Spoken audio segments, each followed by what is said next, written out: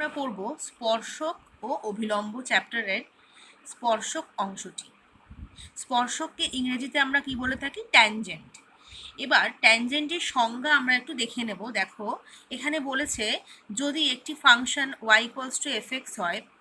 আচ্ছা, এবার এখানে দেখো একটি বক্র রয়েছে আঁকা। এখানে y = fx একটি বক্র, এই যে লাল রং কালিতে আঁকা রয়েছে।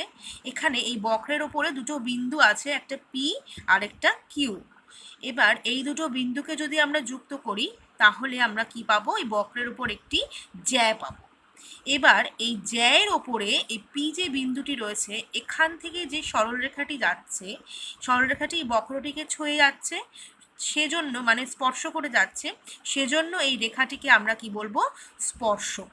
এই বক্রটির স্পর্শক। আর পি বিন্দুটিকে আমরা বলবো স্পর্শ বিন্দু। এটা হলো আমাদের স্পর্শকের সংজ্ঞা। আর অভিলম্ব জিনিসটা কি? স্পর্শকের সঙ্গে যেই সরলরেখাটি লম্ব আকারে থাকে সেটা হলো আমাদের অভিলম্ব। আজকের ক্লাসে আমরা স্পর্শকের থেকে সংক্ষিপ্ত এবং অতি সংক্ষিপ্ত মিলিয়ে কিছু অঙ্ক করে নেব। তোমরা এখানে একবার দেখতে পারো, এখানে 14.3 যে আর্টিকেলটা রয়েছে, এখানে বলেছে কোনো কণিকের উপরিস্থিত প্রদত্ত বিন্দুতে কিছু স্পর্শকের সমীকরণ নির্ণয়। এখানে আমাদের বৃত্ত, এরকমভাবে বৃত্তের ওপর তারপর বিভিন্ন যত কার্ভ রয়েছে, অধিবৃত্ত, পরাবৃত্ত, সব কিছুর ওপরেই কিন্তু কিভাবে স্পর্শক অঙ্কন করা যায় যে কোনো একটি প্রদত্ত বিন্দু, যে x1 y1 বিন্দু থেকে, এটা এখানে নির্ণয় করে দেওয়া আছে। অনেক ক্ষেত্রে আমরা এই যে মানে মানগুলো পেয়ে যাচ্ছে এখান থেকে, সেগুলোকে আমরা সরাসরিও ব্যবহার করতেও পারবো। স্পর্শক কি করে নির্ণয় করতে হয়? দেখো, যদি একটা ফাংশন থাকে y = fx, তাহলে এর উপরিস্থিত একটি বিন্দু p ধরে নিলাম x1, y1, তাহলে তাতে স্পর্শকের সমীকরণ কিভাবে করব? সমীকরণটা হলো, দেখে নাও এখানে y - y1 = dy/dx। হ্যাঁ, এই যে ফাংশনটি আমাদের রয়েছে y = fx, একে আমাকে একবার ডিফারেন্সিয়েট করতে হবে। আমরা ক্লাস 11-এ পড়েছি যে একবার ডিফারেন্সিয়েট করলেই আমি যেটা পাচ্ছি সেটা হলো একটি সরলরেখার নতি বা প্রবণতা। স্পর্শকও একটি সরলরেখা, সেজন্য এখানে আমরা dy/dx দিয়ে তার নতিটা নির্ণয় করে নেব। আর সেটা তারপর x1, y1 বিন্দুতে নির্ণয় করতে হবে। তার সাথে দেখো গুণ রয়েছে x - x1। এটা কিন্তু আমাদের যে কোনো একটা সরলরেখারই সমীকরণ, শুধু এখানে m এর জায়গাতেই dy/dxটা বসাতে হবে। আরও একটি ছোট কথা বলে নিই, স্পর্শক অভিলম্ব যে চ্যাপ্টারটি, এটি হলো আমাদের ডিফারেন্সিয়েশন যে আমরা করেছিলাম তার একটি অ্যাপ্লিকেশনের চ্যাপ্টার। ডিফারেন্সিয়েশনের একমাত্র একটি অ্যাপ্লিকেশনের চ্যাপ্টার আছে, সেটা হলো এই স্পর্শক এবং অভিলম্ব। দেখো অভিলম্বের সমীকরণটি এভাবে করা যাবে। আচ্ছা, এখানে আরও দুটো ফর্মুলা রয়েছে, এই ফর্মুলাটাও খুব ইম্পর্টেন্ট। এখানে বলেছে x1 বিন্দু থেকে এই যে দুটো বৃত্তের সমীকরণ রয়েছে, এদের ওপর স্পর্শকের দৈর্ঘ্য কি করে নির্ণয় করা যাচ্ছে। এটা তোমাদের বইয়ের সংক্ষিপ্তকরণ থেকেই তোমরা পেয়ে যাবে। এবার আমরা অঙ্কে চলে যাব। আমরা এই 5 নম্বর অঙ্কটি দেখো, এখানে বলেছে y² = 4x অধিবৃত্তের 1,2 বিন্দুতে স্পর্শকের সমীকরণ নির্ণয় করো। এবার এখানে আমাদের বক্রটির সমীকরণ তাহলে কি? y² = 4x। এখানে আমাদের নির্ণয় করতে হবে। লিখে নিয়েছি y² = 4x। এবার প্রথমে আমি লিখব উভয় পক্ষে x এর সাপেক্ষে অবকলন করে পাই। কি হবে এটা অবকলন করলে? 2y dy/dx, এদিকে হবে কত? 4। অর্থাৎ dy/dx এর মান কত হবে? 4/2y = 2/y। এবার আমাদের প্রশ্নে বলে দিয়েছে যে বিন্দুটা হলো 1,2 বিন্দুতে নির্ণয় করতে হবে। তাহলে এই বিন্দুতে আমি dy/dx এর মানটা নির্ণয় করে নিচ্ছি। তাহলে dy/dx কত? 1,2 বিন্দুতে কত হচ্ছে? y এর মানটা 2, তাহলে এখানে বসিয়ে দিলাম 2, তাহলে এটা হচ্ছে আমাদের 1। তাহলে এবার সমীকরণটি কি হবে লিখে নিচ্ছি। স্পর্শকের সমীকরণ যদি আমরা x1 y1 এর সাথে তুলনা করি তাহলে 1 হলো আমার x1 আর y1 হলো আমার 2। আমাদের সমীকরণটা ছিল y মাইনাস y1, এখানে হবে y minus 2 into dy by dx, এটা হবে। তো এখানে হচ্ছে ডিওয়াই বাই ডিএক্স বার করে নিয়েছিলাম 1,2 বিন্দুতে, সেটা হলো 1, তার সাথে গুণ হবে কত x মাইনাস x1 হলো আমার এখানে 1। তাহলে আলটিমেটলি আমার হলো এটা y minus x equals to 2 minus 1 বা x minus y equals to minus 1 বা x minus y plus 1 equals to 0। তাহলে এটা হলো আমাদের নির্ণেয় স্পর্শকের সমীকরণ।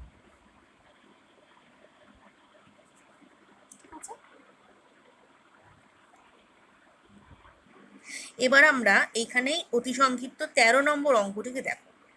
x to the power 2/3 plus y to the power 2/3 equals to a to the power 2/3। এই বক্রের উপর x1, y1 বিন্দুতে স্পর্শকের সমীকরণ নির্ণয় করতে হবে।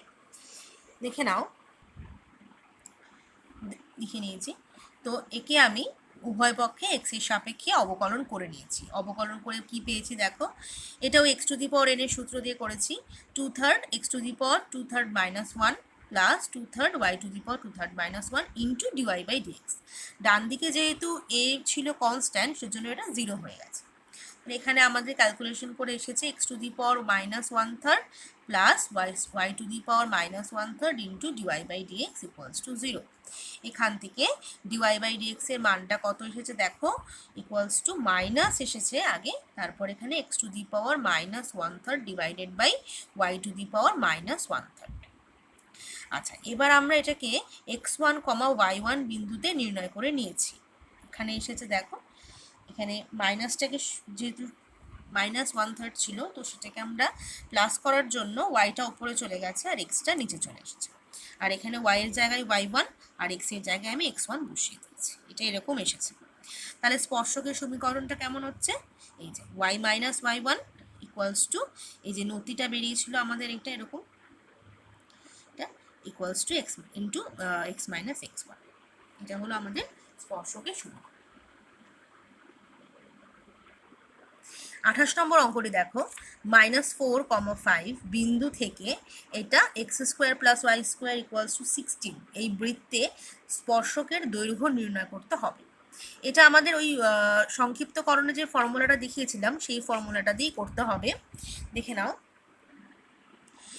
দেখো স্পর্শকের দৈর্ঘ্য কি করে নির্ণয় করলাম। এখানে আমি যে সূত্রটা ব্যবহার করলাম সেটা হলো √of g² plus f² minus C. এখানে জি আর এফ হলো আমি ধরে নিয়েছি জি আর এফ বিন্দু থেকে দূরত্ব। তার মানে যে কোনো বিন্দু, এখানে যদি জি আর এফ যদি বিন্দুটা হয় তাহলে সেখান থেকে দূরত্বটা কি হবে, এই ফর্মুলা। এবার এখানে যেহেতু জি আর এফ এর বিন্দুটা রয়েছে -4 আর 5, তাহলে এখানে স্পর্শকের দৈর্ঘ্যটা কেমন হয়ে গেছে, মানে জি হলো -4 আর এফ হলো 5, সেজন্য এখানে হয়ে গেছে দেখো -4² প্লাস 5² -16। আর এখানে হলো তাহলে কাটাকুটি হয়ে এসেছে আমার 25 রুট, তাহলে এসেছে কত, 5 একক। এটা হলো আমাদের স্পর্শকের দৈর্ঘ্য। সংক্ষিপ্ত উত্তরধর্মী অঙ্কগুলো এখন দেখে নেব। দেখো 1 নম্বরে আছে প্রথম অঙ্কটি, 2x² minus 3y² equal to 6 পরাবৃত্তের ওপর যেসব বিন্দুতে স্পর্শকের প্রবণতা -1 সেই সব বিন্দু স্থানাঙ্ক নির্ণয় কর। তো এখানে আমরা একটি বিন্দুকে ধরে নেব। আগে ধরি নির্ণেয় বিন্দু h, k নিচ্ছি, h, k। আর পরাবৃত্তের সমীকরণ কি দেওয়া রয়েছে, 2x² minus 3y² equal to 6। এবার আমরা উভয় পক্ষে x এর সাপেক্ষে অবকলন করে নিয়েছি। তাহলে এখানে এসেছে আমার 4x minus 6y into dy by D X, ডান দিকে এসেছে 0। এখান থেকে আমি ডিওয়াই বাই ডিএক্স এর মানটা নির্ণয় করে নিয়েছি। দেখো 4x বাই 6y, এখানে যেহেতু এটা h, k বিন্দুতে নির্ণয় করতে হবে তাই আমি xy এর জায়গায় h, k বসিয়ে দিয়েছি। আর এখানে 2 দিয়ে কাটাকুটি হয়ে গেছে, হয়েছে 2h বাই 3k। এবার আমাদেরকে প্রশ্নে বলা ছিল যে প্রবণতাটি মান হলো -1, তাই জন্য আমরা এখানে লিখেছি প্রশ্নানুযায়ী 2h/3k ইকুয়াল টু -1। তাহলে এখান থেকে আমি -3, তাহলে 2h ইকুয়ালস টু -3k। এবার দেখো এখান থেকে আমি h এর মানটিকে এখানে বসিয়ে দেবো। h এর মান তাহলে কত আসছে? h এর মান আসছে -3k/2। যেহেতু বিন্দুটি পরবৃত্তের ওপরে অবস্থিত, তাই এই বিন্দুটি এই সমীকরণটিকে সিদ্ধ করবে। তাহলে এখানে কত হচ্ছে? 2h² - 3k² equals to 6। এই যে জায়গায় মানটা বসিয়েছি এটা হলো -3k। আচ্ছা, এটা হোল স্কোয়ার হয়ে এটা এরকম এসেছে 9k²/4, এটা -3k², এখানে ইকুয়াল টু 6। এখানে ক্যালকুলেশন করেছি, করে এরকম এসেছে, 6 কেটে গেছে। কে এর মান আমাদের এসেছে কত? +-2। এবার যেহেতু এইচ এর মানটা হলো -3/2 ইন্টু কে, তাই কে এর মান যদি এখানে আমি +-2 বসাই, তাহলে কিন্তু আমার এইচ এর মানটা হবে 3, কিন্তু চিহ্নটা উল্টিয়ে যাবে। সেজন্য এখানে চিহ্ন আমাদের মানটা কত এসেছে এইচ এর? -+3। এবার তাহলে আমাদের নির্ণেয় বিন্দুটা দেখো কি হয়েছে, যখন এটা 3 তখন 2 হলো -2 মানে কে এর মান, আর যখন এইচ এর মান -3 তখন কে এর মান হলো আমার 2। তাহলে এই দুটো বিন্দু আমি এখানে পেয়েছি। অঙ্কটি এখানেই শেষ হলো, এটাই আমাদের উত্তর ছিল। এবার আমরা একটা প্যারামিটারের অঙ্ক, x ইকুয়াল টু বলে দিয়েছে a into theta minus sine theta, y বলে দিয়েছে a ইন্টু 1 - cos থিটা। এবার থিটা ইকুয়াল টু পাই বিন্দুতে এটাকে স্পর্শকের সমীকরণটা নির্ণয় করতে হবে। তো অঙ্কে চলে যাই। যেহেতু দুটোই এখানে থিটার ফাংশন, তাই আমাকে এক্স আর ওয়াই উভয়কেই থিটার সাপেক্ষে অবকলন করতে হবে। তাহলে প্রথমে আমি dx/dθ বার করে নিয়েছি। এখানে এটা কনস্ট্যান্ট এ থাকছে, থিটাকে ডিফারেন্সিয়েট করলে হচ্ছে 1, সাইন থিটাকে ডিফারেন্সিয়েট করলে হচ্ছে কস থিটা, সাইন যা আছে তাই থাকলো। আর এদিকে ওয়াইকে ডিফারেন্সিয়েট করেছি থিটার সাপেক্ষে, dy/dθ হয়েছে। তাহলে এটার কত হয়েছে? এটা কনস্ট্যান্ট থাকলো, 1 এ ডিফারেন্সিয়েট করলে হচ্ছে 0, আর কস থিটাকে করলে হচ্ছে minus sine theta, minus into মাইনাসে প্লাস হয়ে গেছে। তাহলে এটা আমার হয়েছে কত? a sine theta. তাহলে আমার dy/dx কত হয়েছে? dy/dx হলো আমার dy/dθ ইন্টু dθ/dx। সেটাই আমি এখানে করেছি। প্রথমে dy/dθ করেছি, সেটাকে ডিভাইড করে দিয়েছি dx/dθ দিয়ে, কাটাকুটি করে আর এখানে আমার সাবমাল্টিপল অ্যাঙ্গেলের ফর্মুলা বসিয়েছি। বসিয়ে আমার শেষ পর্যন্ত এসেছে dy/dx ইকুয়ালস টু cot θ/2। এবার আমার প্রশ্নে বলা ছিল যে আমাকে dy/dx নির্ণয় করতে হবে থিটা ইকুয়াল টু পাইতে। তাহলে এখানে আমি cot θ/2 এর এখানে থিটার জায়গায় পাই বসিয়েছি, তার ফলে আমার মান এসেছে কত? 0। তাহলে এই সরলরেখাটির যে স্পর্শকটি হবে সেটি আর কি প্রবণতা হলো আমার 0। তাহলে স্পর্শকের সমীকরণটা কেমন হবে? এখানে আমার বলেই, এখানে কোনো দেখো এখানে আমি একটা যে কোনো বিন্দু ধরে নিলাম x1 y1, যেটা কিনা ওই বক্রের ওপরে অবস্থিত। এবার তাহলে সমীকরণটা কেমন দেখতে হয়? y - y1 equals to 0 into 0 না, প্রথমে এখানে ধরো dy/dx ইন্টু x - x1 হওয়ার কথা, কিন্তু dy/dx এর মানটা এখানে আমার 0, সুতরাং আমার মানটা এখানে আসছে y - y1 ইকুয়ালস টু 0। এবার y1 যে বিন্দুটি, এটি কিন্তু বক্রের ওপরে অবস্থিত। তো সেই জন্য আমি এখানে এই বক্রের ওপরে দেখো, এখানে আমি y1 এর মান তাহলে কত হচ্ছে? a ইন্টু, যেহেতু পাই অ্যাঙ্গেলের নির্ণয় করতে বলা হয়েছে, তাই এখানে আমি বসিয়ে দিয়েছি 1 - cos থিটার জায়গায় cos পাই। cos পাই এর মান হলো -1, তাই এখানে আমার -1 মাইনাস প্লাস হয়ে গেছে। তো আমার y1 এর মান এসেছে 2a। তার মানে ওই বক্রটির উপরে ওই থিটা ইকুয়ালস টু পাই বিন্দুতে যে কোনো একটি বিন্দু y1 এর মান হলো কত? 2a। তাহলে আমার স্পর্শকের সমীকরণটি কেমন দেখতে হয়েছে? y - 2a, মানে y1 এর জায়গায় বসিয়েছি ইকুয়ালস টু 0। যেহেতু আমার প্রবণতাটা 0, তাই ডান দিকের পুরো অংশটি আমার 0 হয়ে গেছে। তো আলটিমেটলি আনসার এসেছে কত? y equals to 2a। এটা হলো আমাদের এই বক্রের স্পর্শকের সমীকরণ। এখন আমরা 18 নম্বর অঙ্কটি দেখব, y = √3x - 2। এই বক্রের স্পর্শকের সমীকরণ নির্ণয় করো যেটি এই সরলরেখাটি 4x - 2y + 5 = 0 সরলরেখার সাথে সমান্তরাল। আচ্ছা, তাহলে প্রথমে আমি এটাকে বর্গ করে নিয়েছি। প্রথমে আমি এটাকে দেখো y² তাহলে কত হয়েছে 3x - 2। এবার আমি একে x এর সাপেক্ষে অবকলন করলাম, তাহলে আমার হচ্ছে 2y × dy/dx = 3। এখান থেকে আমি dy/dx এর মানটা নির্ণয় করে নিয়েছি 3/2y। এবার আমি ধরে নিলাম বক্রের ওপর একটি বিন্দু হলো h, k। একই রকমভাবে আমি এখানে h কে বসিয়ে 3/2 বার করে নিয়েছি। এবার আমার প্রশ্নে দেখো বলা আছে যে স্পর্শকটি এই সরলরেখাটির সাথে সমান্তরাল। যেহেতু এই সরলরেখার সাথে স্পর্শকটি সমান্তরাল, তাই দুটো সরলরেখার কিন্তু প্রবণতা এক হবে। তাহলে আমি এই সরলরেখাটি থেকে তার প্রবণতা নির্ণয় করে নিয়েছি। y = mx + c আকারে লিখে নিয়েছি। দেখো এখানে এটা ছিল 2y = 4x + 5 গেছে, y এর মান দুই পাশে 2 দিয়ে ভাগ করে দিয়েছি, এখানে এসেছে 2। তাহলে এখানে m কত? m হলো আমার 2।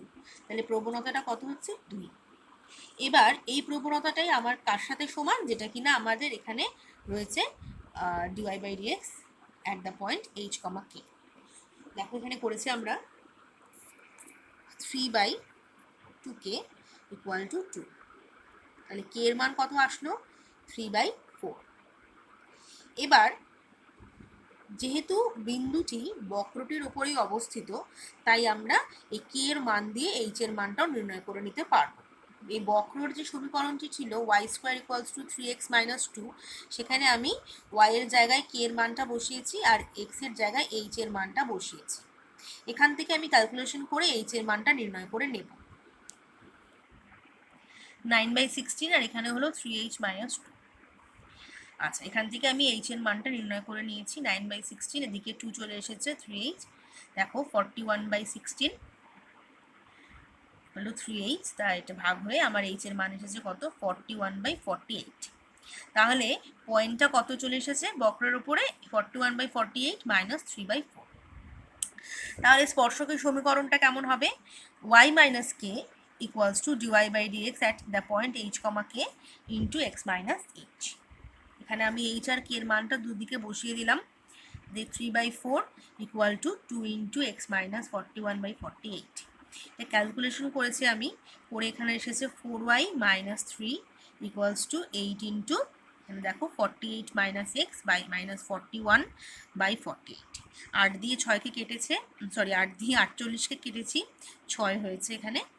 6টা আবার এদিকে গুণ করে দিয়েছি, আমার এসেছে 24y - 18, এখানে 48x - 41, দুপাশে যোগ বিয়োগ করে জায়গা সাইড চেঞ্জ করেছি। এখানে আমার এটা এসেছে স্পর্শকের সমীকরণ 48x - 24y = 23। তো এটা হলো আমাদের এই বক্রটির স্পর্শকের সমীকরণ। এবার আমরা 22 নম্বর অঙ্কটি একটু করব। দেখো কি বলেছে, y² = 8x অধিবৃত্তের যে স্পর্শক x অক্ষের সঙ্গে 45 ডিগ্রি কোণ উৎপন্ন করে তার সমীকরণ নির্ণয় করো। তো আমি এখানে লিখে নিয়েছি y² = 8x। তাহলে একে আমি প্রথমে x এর সাপেক্ষে উভয় পক্ষে অবকলন করছি। তাহলে x এর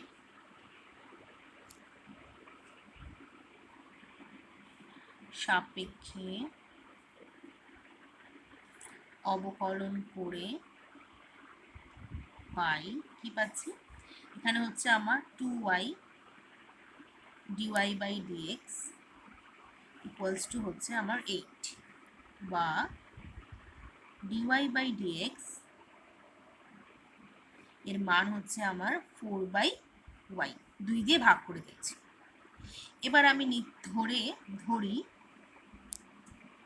অধিবৃত্তের ওপর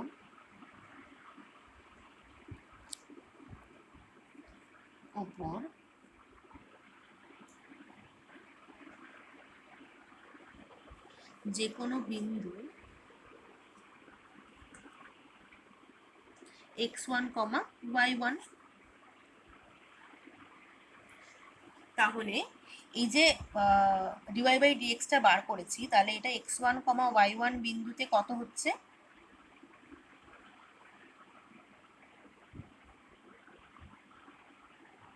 এটার মান হচ্ছে 4/y1। এবার আমাকে প্রশ্নে বলা রয়েছে যে এই স্পর্শকটি x অক্ষের সঙ্গে 45 ডিগ্রি কোণ করছে। x অক্ষের সঙ্গে 45 ডিগ্রি কোণ করছে। তাহলে এই যে প্রবণতাটা হচ্ছে সেটা তাহলে কত হচ্ছে? tan 45 ডিগ্রি হবে, কারণ আমরা জানি tan থিটার মান হলো dy বাই dx তখনই হবে যখন কিনা সেই স্পর্শকটি x অক্ষের ধনাত্মক দিকের সঙ্গে থিটা কোণ উৎপন্ন করে। তাহলে এখানে সেই থিটার মানটা বলেছে কত? 45 ডিগ্রি। তাহলে আমি কি লিখতে পারি? dy by dx equals to tan 45 degree. তাহলে tan 45 ডিগ্রির মান কত? 1। তাহলে আমি এখানে বসাতে পারি 4/y1, তাহলে ইকুয়ালস টু কত হলো? 1। তাহলে y1 এর মান কত হচ্ছে? 4।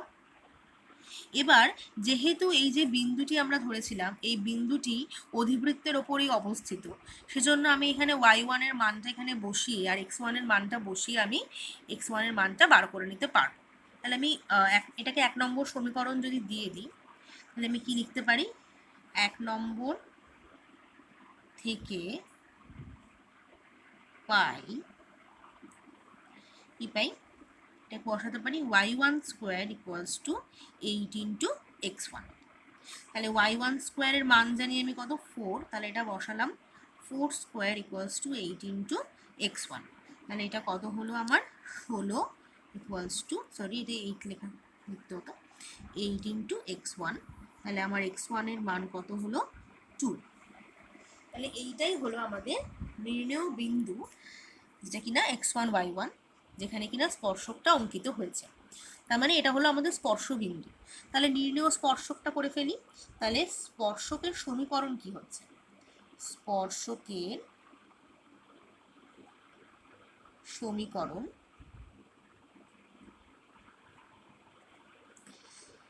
y মাইনাস y1, y1 এখানে আমার 4 equals to dy by dx এর মান আমি পেয়ে গেছি আগে থেকেই 1।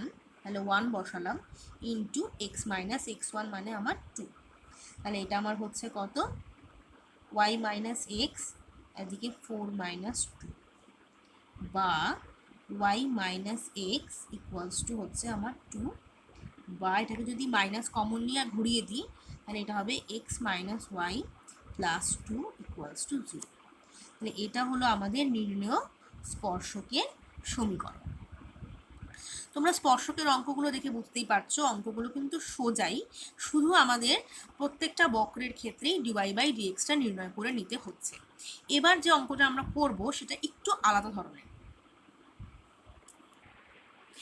26 নম্বর অঙ্কটি দেখো, বলেছে f, g বিন্দু থেকে x square plus y square equal to 6 বৃত্তে অঙ্কিত স্পর্শকের দৈর্ঘ্য ওই বিন্দু থেকে এই x square plus y square plus 3 into x plus y equals to 0 বৃত্তে অঙ্কিত স্পর্শকের দৈর্ঘ্যের দ্বিগুণ হলে প্রমাণ করো যে এটা G square plus F square equal plus 4g plus 4f plus 2 equals to 0।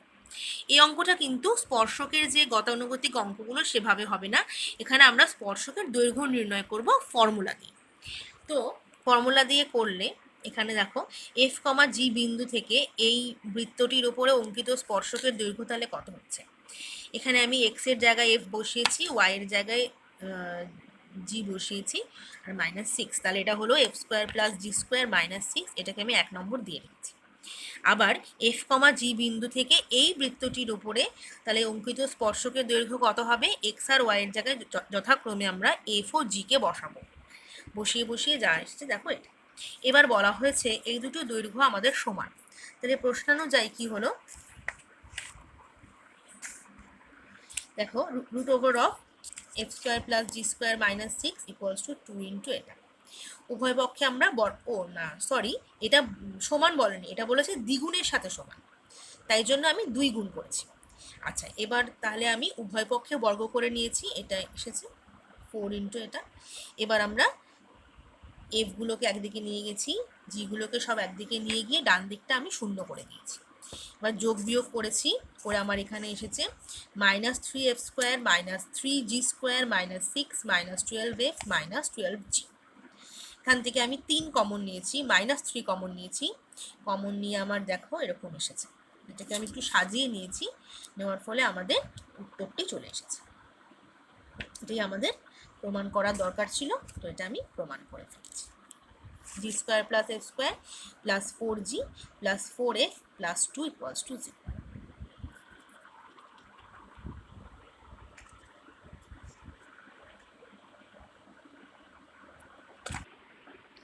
দেখো 14 নম্বর অঙ্কটি একটু অন্যরকম। এখানে বলেছে যদি y = x³ + ax + b বক্রের 1, -6 বিন্দুতে স্পর্শকের এই সরলরেখার সাথে সমান্তরাল হয়, তবে a আর b এর মান কত? এটা সিবিএসই পরীক্ষাতেও একবার এসেছিল। এখানে দেখো একই রকম ভাবে আমরা উভয় পক্ষে বর্গ অবকলন করেছি। dy/dx = কত এসেছে এখানে? এটা করেছি x³ কে 3x² প্লাস বিটা তো কনস্ট্যান্ট 0 হয়ে গেছে ax এর জন্য, এখানে এসেছে a। আচ্ছা, এবার আমরা dy/dx নির্ণয় করে নিয়েছি 1, -6 বিন্দুতে, এটা -6। আচ্ছা, বিন্দুতে নির্ণয় করে কত এসেছে? 3 + a। এবার এই যে প্রবণতাটা, এটা বলে দিয়েছে এই যে সরলরেখা x - y + 5 = 0 এর সাথে সমান্তরাল, তাহলে এদের নতিটা কি হবে? একই রকম হবে। এরকম একটা অঙ্ক আমরা করেছি আগে। তাহলে এখান থেকে যদি আমি নতি নির্ণয় করি, দেখো কি হচ্ছে, y = mx + c আকারে লিখেছি, মানে এখানে এসেছে x + 5। তাহলে এখানে m এর মান কত? 1, তাহলে নতি কত? 1। এবার এই নতিটি আর ওখানে dy/dx এর মান দুটো সমান, তাহলে প্রশ্ন অনুযায়ী কি হচ্ছে? 3 + a = 1। এখান থেকে আমি এর মানটা নির্ণয় করেছি, কত হয়েছে? -2। এবার যেহেতু এই বিন্দুটি আমার বক্রের ওপর অবস্থিত, সেজন্য আমরা এই 1, বিন্দুটিকে আমি এই বক্রের যে সমীকরণটা ছিল y = x³ ax + b এখানে আমি বসিয়ে দিয়েছি। দেখো এখানে y এর জায়গায় -6 = x³ এর জায়গায় 1³ এখানে -2, এখানে আর এর মানটাও বসিয়েছি -2। বসিয়ে ক্যালকুলেশন করে আমার এখানে এসেছে b এর মান কত? -5। তো আমার আনসার চাওয়া হয়েছিল a আর b এর মান কত, তাহলে এর মান এসেছে -2 আর b এর মান এসেছে -5। 25 নম্বর অঙ্কটি একবার দেখো, বলেছে দেখাও যে এই সরলরেখাটির ওপর যে কোনো বিন্দু থেকে এই যে দুটো বৃত্ত রয়েছে এদের উপর অঙ্কিত স্পর্শক দুটির দৈর্ঘ্য সমান। তো প্রথমে আমি এই সরলরেখার ওপরে দুটো বিন্দুকে ধরে নেব, তারপর সেই বিন্দু দুটোকে আমরা এখানে যে স্পর্শকের সমীকরণ হবে সেখানে বসিয়ে দেব, বসিয়ে আমরা দেখব দৈর্ঘ্য দুটো সমান আসছে কিনা। তো এই 3x - 8y + 2 = 0 সরল রেখার ওপর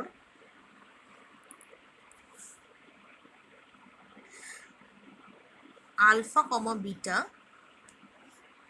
একটি বিন্দু।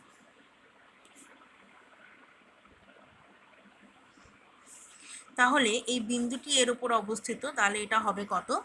3α - 8β + 2 = 0। এখান থেকে আমি লিখতে পারি 8β = 3α + 2, বা বিটা মান হলো 3α + 2/8। এটাকে আমি 1 নম্বর দিয়ে রাখলাম। এবার এই যে আলফা, বিটা বিন্দুটি, সেই বিন্দু থেকে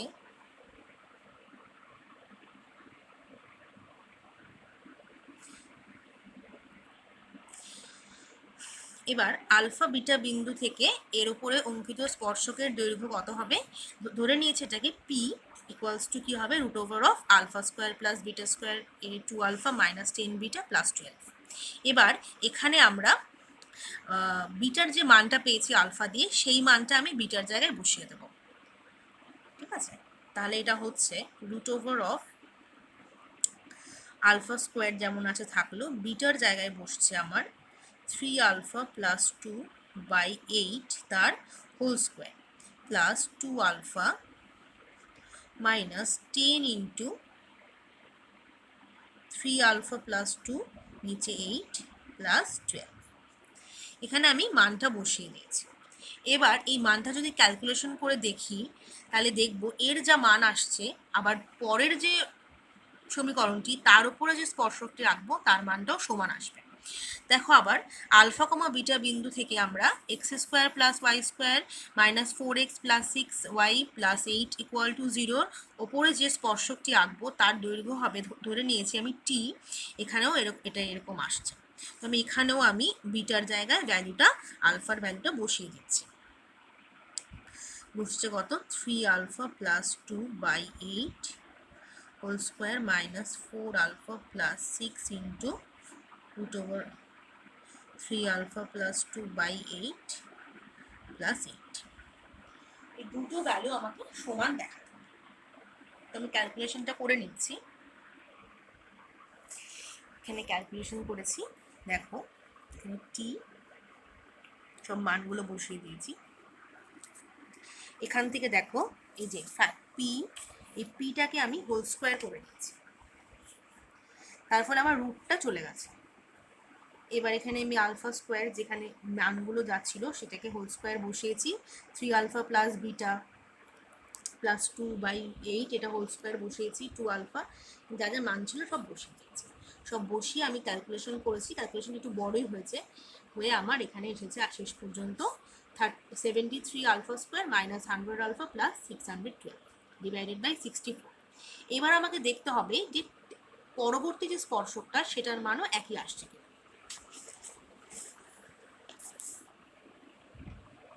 এখানেও আমি বিটাগুলো বসিয়ে দিয়েছি, বসিয়ে দিয়ে আবারও সে একই রকমভাবে ক্যালকুলেশন করে নিয়েছি, নেওয়ার ফলে একটু বড়ই হয়েছে, এখানেও এসেছে দেখো যোগ বিয়োগ করে একই মান এসেছে। ওখানেও আমাদের এটা ছিল 73 alpha square minus 100 alpha plus 612/64। যেহেতু পি আর টি, পি স্কোয়ার আর টি স্কোয়ার দুটোর মানই সমান, তাহলে অবশ্যই আমাদের পি আর টি এর মানটাও সমান হবে। তাহলে এখান থেকে আমরা বলতে পারি যে ওই সরলরেখার ওপর যে কোনো একটি বিন্দু থেকে আমাদের অঙ্কিত স্পর্শকের দৈর্ঘ্য দুটি সমান। তো আজকে আমাদের এই ক্লাসে আমরা সংক্ষিপ্ত আর অতি সংক্ষিপ্ত প্রশ্নমালা থেকে অঙ্কগুলো করলাম। আমরা পরের দিনের ক্লাসে কিন্তু দীর্ঘ উত্তরধর্মী অঙ্কগুলো করব। এক্সারসাইজগুলো ভালোভাবে দেখে তোমরা এই সিমিলার টাইপের যে অঙ্কগুলো হবে সেগুলো অবশ্যই প্র্যাকটিস করবে, তাহলে কিন্তু ভালোভাবে বুঝতে পারবে আর কোনো অসুবিধাই হবে না।